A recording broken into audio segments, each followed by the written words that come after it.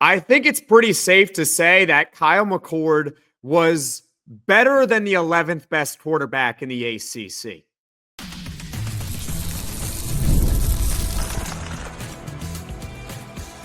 You are Locked On Syracuse, your daily podcast on the Syracuse Orange. Part of the Locked On Podcast Network, your team every day. Hello, everyone, and welcome into Locked On Syracuse. I'm Jackson Holzer. And guys, we're joined by a very special guest. It's our good friend, Tyler Budge. Now, before we get into everything, guys, let's be respectful, okay? We're talking sports. We're talking Syracuse football. We all understand that he was maybe a little bit wrong. Kyle McCord was better than the 11th best quarterback in the ACC. For those that are listening to this, you can follow Tyler Budge on X at CF_Budge. We're going to talk about Kyle McCord and Fran Brown. Then we're going to transition to the offseason outlook and the next season outlook for Syracuse football. Before we get into everything, this episode is brought to you by FanDuel. You can start the season with a big return on FanDuel. New customers can place a $5 bet, and you'll get started with $150 in bonus bets if you win your first $5 bet. Visit FanDuel.com to get started. So, Tyler, thank you so much for hopping back on the podcast. You had Kyle McCord before the season as the 11th best quarterback in the ACC. I think we all know and we all understand that that was an incorrect prediction. Safe to say? Yeah, I think it's safe to say. And honestly, don't hold back in the comments if you're a Syracuse fan. I'm sure every Syracuse fan in the comments has never been wrong about anything before and just been right about every prediction. So they can feel free to let it rip. But yeah, definitely safe to say. I mean, when we got on this podcast a couple of months ago at the start of the season, I acknowledged that, I wouldn't have been upset at having him as high as like 7th on my list. And it's college football. So really anything can happen any given year. Kyle McCord obviously thrived in that system this season. He had a few blips on the radar there. He had that like 4 or maybe 5 interception. 5 interception game against Pitt. Yeah, that one's still. Yeah, but outside of that, he was absolutely phenomenal. He was a baller. I mean, I ate crow probably 2 weeks into the season where I was like, I was completely wrong, made the wrong read on this. And sometimes that's what it takes in these types of situations. You've just got to see it in action. So definitely a pretty big miss there in the quarterback rankings for sure. But we can keep beating a dead horse here about Kyle McCord being the 11th best quarterback in the ACC. We can keep doing that, but I want to get more of your analysis on this. In your opinion, how was he able to exceed the expectations? I really think it just had a lot to do with this system clicking so effectively for him early. And he obviously had a really nice runway to start the season as well in terms of the competition allowing him to perform like that. I mean, they play Ohio to start the year. Early in the year, Georgia Tech was still sort of installing their defense. And, we had thought Georgia Tech had just gotten this awesome win over Florida State. Turns out that wasn't that great. Still a great Florida State team, or Georgia Tech team, not Florida State team. That rounded out well, but getting that early runway, obviously the Stanford game didn't go the way they necessarily wanted, but they didn't really play like a bowl team, I don't think, or a truly good team. I guess they played at UNLV in October. So long runway in the month of September that I think really helped him get comfortable in that system. And obviously there's the playmakers that just really exploded. Jackson Meeks is a guy that absolutely stepped up. We knew about LaQuinton Allen. We knew he would be a baller this season, but things just really clicked for him, and it led to Syracuse having the type of successful season that I think we all knew they were very capable of doing this year. Well, thank you for that analysis on Kyle McCord. I now want to pivot to another one of your takes that you had, and that was Fran Brown. You said that based on impact, he was the 14th best coach in the ACC, and I remember my pushback on that was, I understand he's a first-year head coach, but your qualifier was impact. And I gave you the statistics on his impact already on Syracuse. If you had to rank him now, because obviously I think it's pretty safe to say he's higher than 14, right? Yeah, I mean, that ranking, I think just calling it pure impact is a mischaracterization. It was based on impact and resume, if you remember my exact wording. Yes. So I'm completely comfortable with 14th. I stand by it because he was a first-year head coach. Yes, we knew he had a big impact in the portal and recruiting. We've seen coaches that have had that before and just completely flop. Look at Scott Frost in Nebraska. That's a key example. Florida State's another one. Yeah, that's true. Their recruiting actually really struggled, but I would have him considerably higher. I don't know if I could give you an exact spot here, but based off of a 1-year sample size, a very impressive turnaround in just one season. So he would be considerably higher. I couldn't tell you the exact spot because I haven't re-ranked him yet, but by next offseason, definitely will have him higher because we have that 1-year sample size. It's also important to remember Fran Brown had never held a coordinator position, let alone a head coach position. So yes, while the off the field stuff was undeniable, he was a first-year head coach. I'm always going to be conservative on ranking a first-year head coach in that situation, regardless of what some of the other things might be off the field. Fair enough. And if I'm looking at the ACC outlook right now in terms of head coaches, I think you can make an argument for him to be top 5. Certainly, I think top 7 would be fair at this point. I mean, he's got to be an upper half conference coach at this point. He's got the recruiting impact on Syracuse already. And on top of that, the 9-win season in your first year, I think, is a big deal. There's a lot of good coaches, though, in the ACC. So top 5 to top 7, certainly, I think, within that ballpark. As far as long-term, I mean, how do you view Syracuse's staff long-term?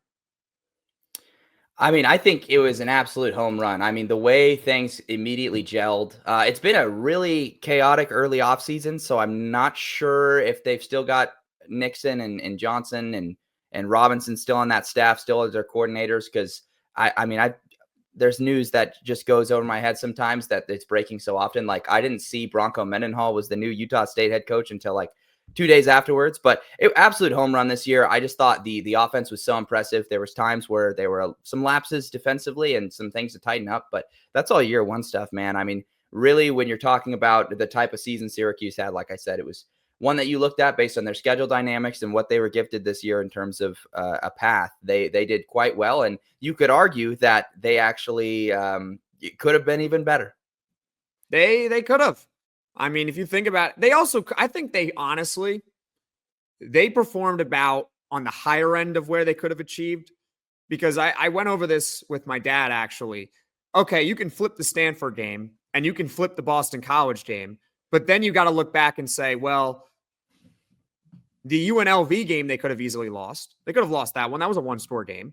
They could have lost to Virginia Tech. They required a big second half comeback in that one. And I know they dominated Miami from the second quarter on, but they came back from 21 points down in that game. It's the largest program comeback in Syracuse history. So 9-3, yeah, it could have truly been a special year. I mean, they could have truly been like Indiana at 11-1, but overall, 9-3 certainly will take that. And I guess the final question of this segment, overall, everything into account, how did Syracuse perform relative to your expectations? I'd say this was pretty much on par with what I expected from them. They did it in kind of a different fashion than maybe I would have expected to. But I'd say this was about on par. Like I said, I think I had them going 8-4 this season.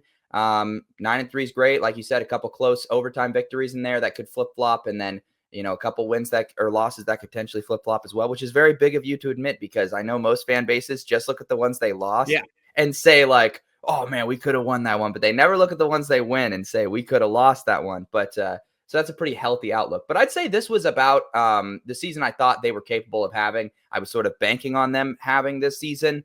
So it was really, really encouraging to see them break through and do that. And I sort of had a renewed sense of faith in these guys when I talked to Fran Brown this offseason at ACC Media Day. He was a very stoic guy. Not many people interviewing Fran Brown there. I was one of 3 people that was at the mic stand. So I can say I'm an OG. We just hope he doesn't discover those head coach rankings. He might have something to say about that. Well, maybe you should put out more of those rankings so you can just motivate Syracuse a little bit more. I mean, whoever their next, we'll talk about their next quarterback in a second, but please, by all means, put them at 17 in the ACC. Please do it. I don't care who it is. Put them at 17 so that we can go back and do the same podcast next December. And we're talking about how you were wrong at 17. Get ready to tackle the NFL action with FanDuel, America's #1 sportsbook, because right now new customers can bet $5 and get $150 in bonus bets if you win. The FanDuel Sportsbook app gives you everything you need to place live bets on the NFL all in one place. So when you get a hunch, in the middle of a game. You can check out the latest stats, view live play-by-play, and so much more on the same page where you place your bets. Syracuse football is playing in the Holiday Bowl against Washington State on December 27th. And FanDuel currently has the Orange as 6.5-point favorites to get the 10th win of the season. And for what it's worth, it sounds like many, if not all, Syracuse football players that are on the roster are going to play, according to Fran Brown. You can take that information for what it is. Just visit FanDuel.com to join today, and you'll get started with $150 in bonus bets if you win your first $5 bet. That's FanDuel.com. Never waste a hunch and make every moment more with FanDuel, an official sportsbook partner of the NFL. That's Tyler Budge. You can follow him on Twitter at CF_Budge. He's got a great following there. Also has a YouTube channel. He gives us conference picks every single week. Great expert analysis on college football. He knows the programs inside and out. And thank you for taking the time to really speak with us about this. Occasionally you will get stuff wrong, though, and that's what happens in this business. Let's now move on to the off-season outlook for Syracuse football. We know what the big need is, okay? The big need is quarterback, so let's just start right there. How do you think the Orange should attack the quarterback position? Should they do in-house, a one-year transfer, or potentially a multi-year transfer? Yeah, I think they've got a lot of options. And I think because the McCord thing worked so excellently this season, there's going to be a real quarterback market in the portal for them. There's going to be quarterbacks that are looking at that exact same thing happening and saying, hey, I think I can go be that guy at Syracuse. I'm not too familiar off the top of my head of what their current depth chart situation is, if they have a young guy waiting in the wings. But the two names I've seen thrown out there are both what you talked about, a one-year rental or a multi-year guy. There's Rickie Collins, the LSU former highly weighted recruit that is in the portal. I heard he is going to visit Syracuse potentially. Yes, he's actually visiting Syracuse right now. There we go. And then Kaidon Salter is the Liberty quarterback that was a standout there for several years. Last season, he was in the portal briefly, but went back to Liberty. But this year in the portal, also showing a lot of interest in Syracuse. So if you're Fran Brown, the world is your oyster right now. It's just about replicating your process that found McCord last time and running it back, finding a guy that fits your system. Awesome. And of the quarterback options, whether they're linked to Syracuse or not, who do you think would be the best fit for us? You know, I really think I could see Salter doing what he did at Liberty at Syracuse as well. Jamie Chadwell also has a high-flying offense where he asked Salter to do a lot. He's probably a little bit more capable with his legs than McCord was. But if you're Syracuse, I mean, I look at that and I say, you know, why not land both guys? You've seen teams do that in the past where they're able to land a guy to be a stopgap in the current team, and then also a guy that they think might be their future guy. I'm thinking of the Ducks, who got Dante Moore, who was a sophomore eligibility-wise, and then they got, obviously, what's his face? Dylan Gabriel, yeah. Yeah. So really, that's what I'd be rooting for if I was a Syracuse fan. I'd be rooting for a young guy and a current guy. But either way, Rickie Collins, I've heard good things about him. Obviously, haven't seen him play much at all because he hasn't played much at all. But it's just a case where he's in a loaded quarterback room, and so he was seeking somewhere else. So I feel good about their situation right now, and I think if you're a Syracuse fan, you should feel good about it as well. I guess I have two pushbacks on it. I think, number one, a lot of Syracuse fans are high on Jakari Williams. He's their current young guy in the system that would be waiting in the wings. He's going to be a redshirt freshman next season. So people are even saying maybe he should start next year. Don't know if that'll happen. I actually kind of doubt it will. I think they're going to go in the portal. And the other thing is about Rickie Collins. I agree with your premise that you would want to bring in two guys. You want to do exactly what Oregon did last season. Dylan Gabriel, Dante Moore. It sounds like a perfect plan, right? But does Rickie Collins want to do that? Is he entering the portal because he wants to be a backup for a year at a program like Syracuse, or would he want to go to a program, maybe a lesser tier, and start?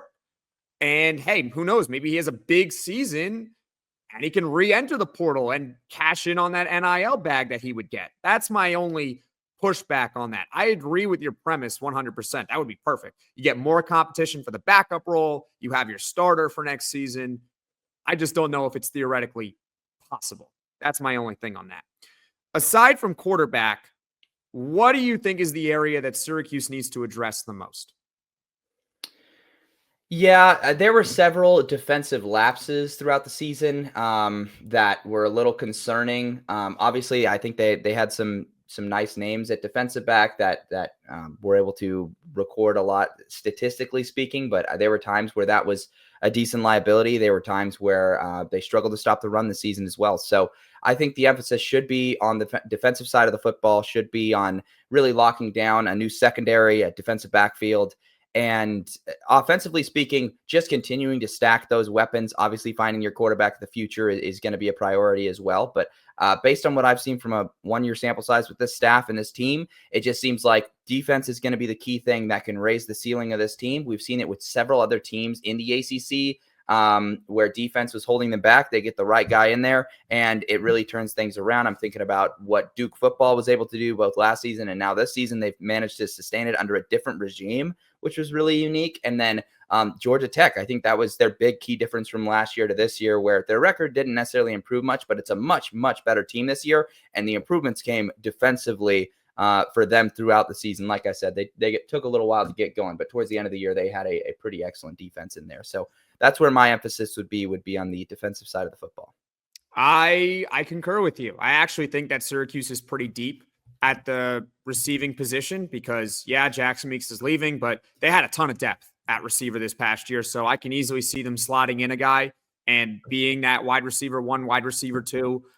Jamie Tremble is a 4-star tight end. So if you lose Oronde Gadsden to the NFL, you got a 4-star tight end that's waiting in the wings that profiles kind of like Oronde Gadsden. He's a pass-catching tight end. It makes all the sense in the world that you would give him the shot. And if it doesn't work out, it doesn't work out. You go in the portal in 2026 and you find someone. So I agree with you on defense and defensive back room. I mean, I know you're busy. I know you're following a lot of names and a lot of programs, but Marcellus Barnes, 4-star corner for Syracuse, he entered the transfer portal recently.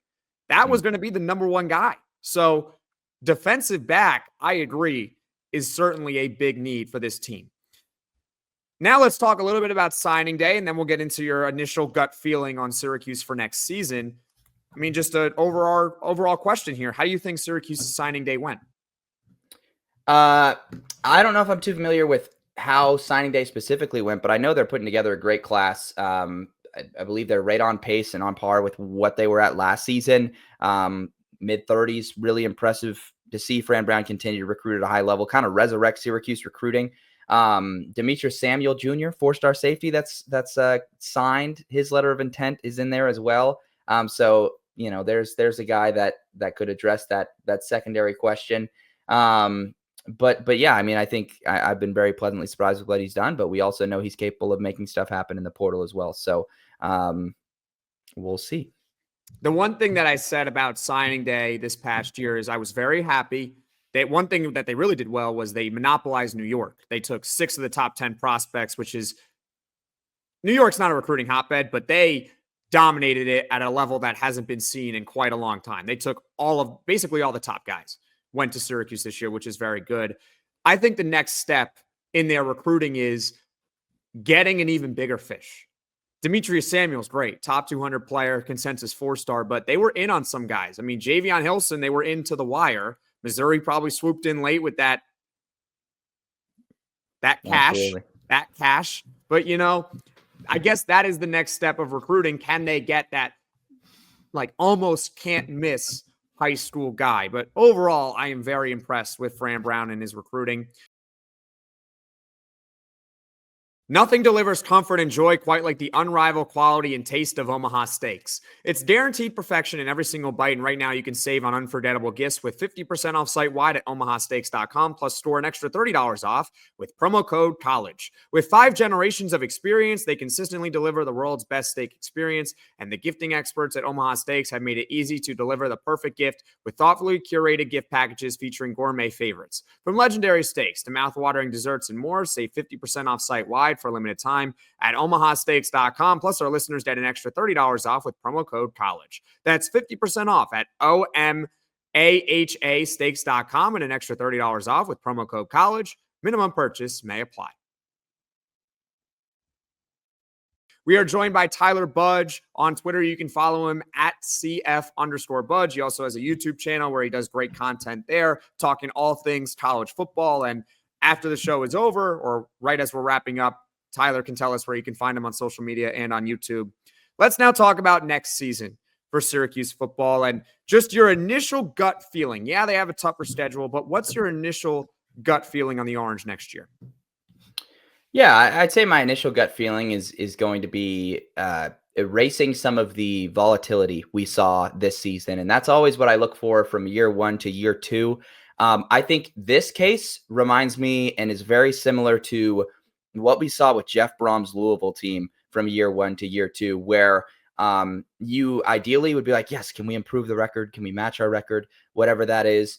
But ideally, can we increase the consistency at which we're playing, and can we be a better football team? I think in Louisville's case, I think they were a better football team this year than they were when they made the ACC title the year prior, but they just played such a tougher schedule. They had a very Syracuse-esque schedule the year they made the ACC title run. So for Syracuse, the vibe I'm sort of getting is that we're going to be in a season where maybe some fans might be disappointed if they spit out an 8-4 record or something like that. But if they're really playing at a higher level overall, they're matching defensively, like the Miami game, instead of it being a 42-38 shootout, it's a 20-17 gutted out Syracuse win, or even a close defensive loss. Just increasing the factors that true contenders in the ACC show. And like I said, decreasing some of that volatility. That's kind of what I feel like the ideal season would be for Syracuse. And that's kind of the vibe I get, because there's no reason to doubt this staff based on their 1-year sample size. So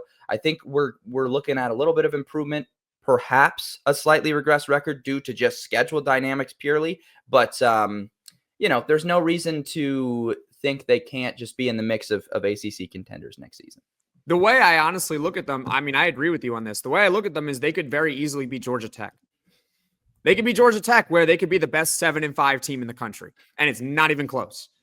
Georgia Tech was much better than their record indicated, as we saw in the final game of the season against Georgia. But you look at Syracuse's schedule next year, it's hard. I mean, their first game of the year is neutral site against Tennessee. I mean, bang, how about that? That's a big one right there. That's not going to be easy. Not going to rule it out yet. And then you look at Clemson, at SMU, at Miami, at Notre Dame. I mean, you got some really tough games on that schedule. So I agree with you. It's entirely possible next year that this team is better. But because of the schedule, their record doesn't indicate it. So I'm with you on that. How do you I mean, I guess this goes hand in hand with it, but what could possibly trip Syracuse up? Yeah, the schedule obviously is something that could trip them up, but outside of just the schedule, let's say they take a couple losses early, you get Tennessee. I know the dates aren't hammered out yet, but let's say you get a bad break and you've got Clemson in those first 4 weeks or that first month as well, or like a Notre Dame or something. Something that could trip them up is if their culture is tested early in the season. They lose some of those games. They've got 3 early losses, but have played a really tough schedule. And that tests the mettle of a locker room sometimes. We've seen good teams just completely fold in on themselves early in the season when something like that happens, especially if they're coming off of a year like this season where you win 9 games, everything was great, head into the Holiday Bowl. You hope you get win number 10. If they do, that's a great season. That's something that was always interesting to watch, especially when there was little turbulence the year prior and things went smoothly. How does a team in a locker room react when things are not going smoothly? And so that's one thing. We talked about the secondary a little bit. That I suppose could trip them up. They lost some key guys, some key veterans, and asking some young guys to step into some bigger roles there as well. And then there's the run defense. The run defense could be a cause for concern, especially when you're playing some of these big boys. If they realize they can run the football on you, you're talking about the Notre Dames, you're talking about the Clemsons, even at Georgia Tech is a tough one. They'll just run the football on you all day, and it'll be a tough thing to stop. So those would be the key snares and key snags that I could see disrupting Syracuse's season next year. Speaking of running the football and run defense, I mean, that's why Syracuse has one of their 3 losses. Boston College just ran all over Syracuse the entire game. It's why they finished 9-3 and maybe instead of 10-2, right? Tyler, thank you so much for coming on. Is there anything else you'd like to add? I would like to tack on a formal video apology to Kyle McCord for his outstanding season. Like I said, I already ate crow on Twitter way back in September. I think after the Georgia Tech game, I might have done that. But Yeah, dude's a baller, dude's a beast, and I wish him the best of luck at the next level. Hope he can find some time to shine there as well. You already kind of hit on it. Twitter, YouTube, Instagram, TikTok, we're there. Just look up CFBudge. It'll be there. TikTok might get banned, though, so I guess emphasize the YouTube at this point. But yeah, thanks for having me on. Of course. Oh, one other question before I let you go. Do you think that Syracuse will be preseason top 25? I think there's a chance. I think it's going to be largely dependent on the media buzz surrounding their portal work. And I think if it's good, they are on the radar, and that could totally be a thing. But if I had to pick, I would say no.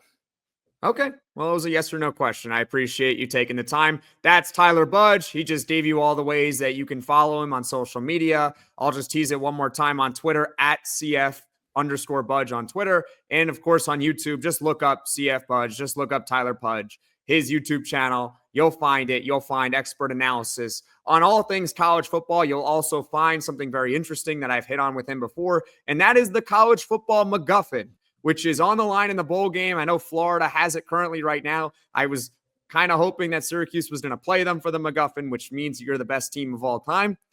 Tyler Budge is basically the creator of it. Thank you so much for taking the time, Tyler. Of course. Thanks for having me.